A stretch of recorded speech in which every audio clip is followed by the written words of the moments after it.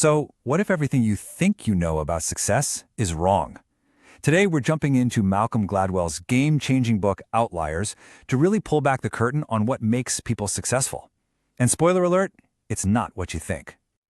We all love that story, right? The hero, the lone genius who just pulls themselves up by their bootstraps.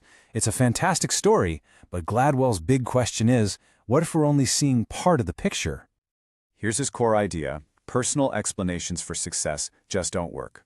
He argues that we've been looking in all the wrong places. Success isn't just about individual talent or hard work, it's way more about the hidden advantages, the unbelievable opportunities, and the cultural legacies that we inherit. Okay, to really get this, let's start with a kind of weird puzzle from the world of elite hockey. It's going to show you a powerful hidden advantage that has almost nothing to do with actual skill. Now you might guess it's their talent, or their diet, or maybe some crazy training schedule, but the real answer is so much stranger than that. It has absolutely nothing to do with their ability. It's all about when they were born. Yeah, their birthday. So take a look at this. It's a roster for an elite junior hockey team. At first, it just looks like a bunch of names and dates, right? But if you start looking at the birth months, something wild starts to pop out.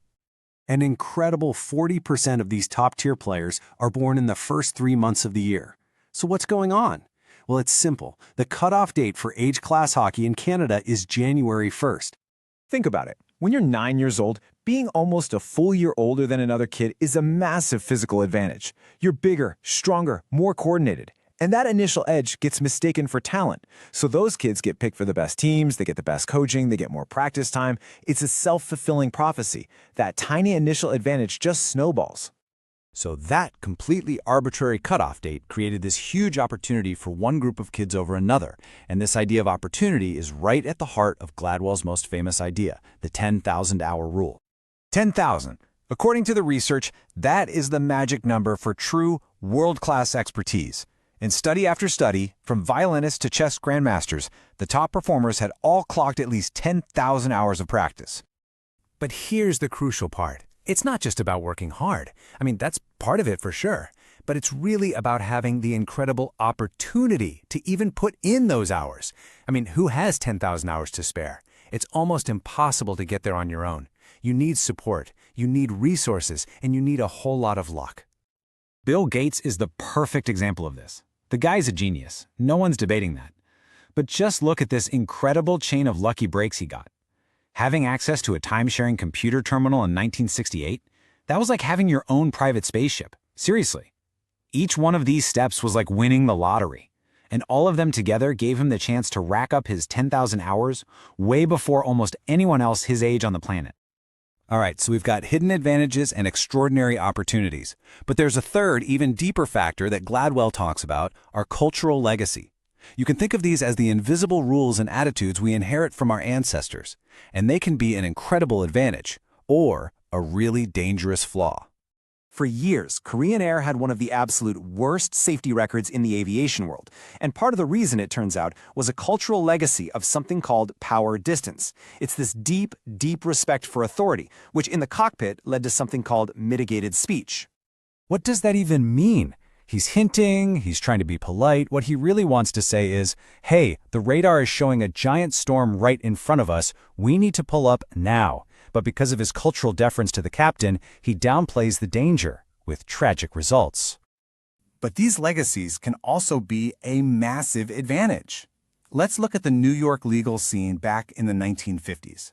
The big, prestigious white shoe firms wouldn't hire Jewish lawyers like Joe Flom. So they were forced to take on all the dirty work that the fancy firms wouldn't touch, messy lawsuits and hostile takeovers. So for 20 years, these guys sharpened their teeth in what was basically a legal snake pit. Then, in the 1970s, boom, the entire corporate world changed. Hostile takeovers became mainstream, and all of a sudden, these so-called outsiders were the only lawyers in the world who had already put in their 10,000 hours. Their biggest disadvantage became their greatest strength. So, if success is this complicated mix of advantages, opportunities, and legacies, what are we supposed to do about it? Are we just stuck with the hand we're dealt? Well, this is where the story of the KIPP schools gets really interesting. Research has found something pretty mind-blowing. It turns out, during the school year, kids from lower-income families learn at pretty much the same rate as kids from wealthier families. The real achievement gap, the thing that holds kids back, happens during the long summer vacation. So, KIPP schools, which are often in America's poorest neighborhoods, decide to tackle that problem by basically getting rid of summer vacation. They make a bargain with their students, like 12-year-old Marita. They say, look, give us your free time. Work harder and longer than anyone else, and in exchange, we will give you a real fighting chance to succeed. And that's really the final takeaway from Outliers. Success isn't some big mystery. It's the product of all these predictable advantages and opportunities. Outliers aren't born, they're made. And by understanding how they're made, we can stop just being amazed by the lucky few and start building a world where everyone gets a shot at being truly exceptional. All right, that's a wrap on today's summary. Thanks for listening. If this book summary sparked your curiosity or gave you new insights, don't forget to like, subscribe, and hit the bell so you won't miss our next summary. Keep reading, keep growing, and see you in the next one.